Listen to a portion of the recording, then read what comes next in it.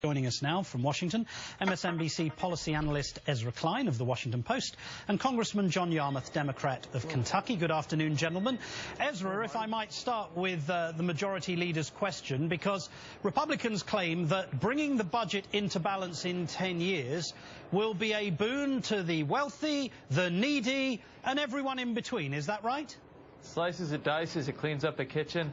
The way they get to balance, I mean, we get into a bad spot in the budget debate when we let the entire question become, have you balanced the budget or not?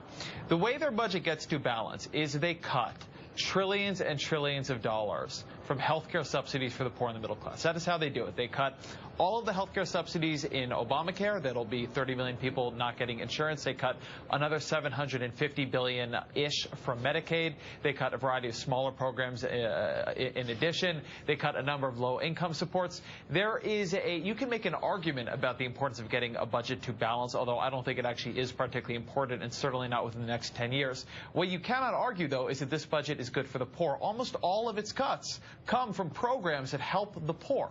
But also, Ezra, it raises taxes, doesn't it?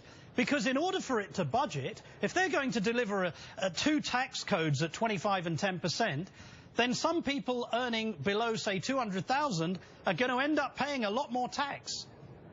Yes, this is a big secret in the budget. So he's got, as you say, this tax reform plan that would bring, he hopes, all the tax codes down to just two brackets, 15%, 10% and 20%, or 10% and 15%. In order to do that, sorry, 10 and 25, I think. 10 and 25. That's right. I got a little turned That's all right. There. No, keep going. In order to do that, in order to get that done, you have to make a massive tax shift from upper-income Americans to lower-income Americans. And it's very interesting if you read the legislative text of the budget, because in that text, Ryan instructs the House Ways and Means Committee on how to build that tax reform. And he gives them a lot of things they have to do. They got to bring rates down. They got to make it simpler to use. They have to bring the corporate rate to 25%. What he never says, and this is a very standard instruction in tax reform, he never says, and you have to retain progressivity. He never says that the tax code, when you finish with it, has to be as good for the poor and the middle class as it is today. And that really is the tell. If you're going to be revenue neutral, you're going to fulfill these other goals, you're going to have to raise taxes on the middle class and probably on the poor. Congressman, Ezra's too polite to say it in public, but that sounds to me like voodoo economics. Well, certainly it is, Martin. And, you know, you really only have to hear from two people to know how silly this budget is. Hal Rogers from my state, the chairman of the Appropriations Committee, said he's very, very concerned about the cuts in the budget. It's much too severe, particularly on education and children's programs. And then Thomas Massie, a new member who's the darling of the Tea Party, said that his growth projections, Paul Ryan's growth projections, which he uses to get to balance, are much too optimistic. So here you have two Republicans who are very much concerned about deficit reduction who say this budget won't do it.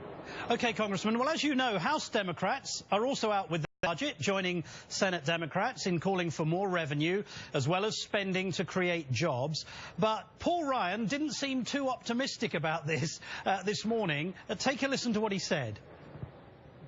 All the Democratic budgets have one theme: more taxes, higher spending, never balancing the budget.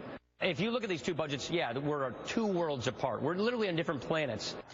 So he says you're literally on different planets. Do you, therefore, have any hope of a compromise? Well, not very much with Paul Ryan. I do believe that, as Steny Hoyer, the minority whip, said today, that he thinks that the Republicans are going to have a very difficult time getting the votes for this budget. And as we remember, the Republican presidential candidate in 2012 ran away from the Ryan budget, which was not nearly as severe as this one is. So he's going to have problems with his own members in the Republican conference and on this vote. But, you know, Paul Ryan is right. We are on very different planets, and, you know, I'm pretty confident with that we're the ones dealing with Earth, and he's somewhere else in the solar system. Indeed. Ezra Klein and Congressman John Yarmuth, thank you both for joining us. Sure. Thank you. Coming up, the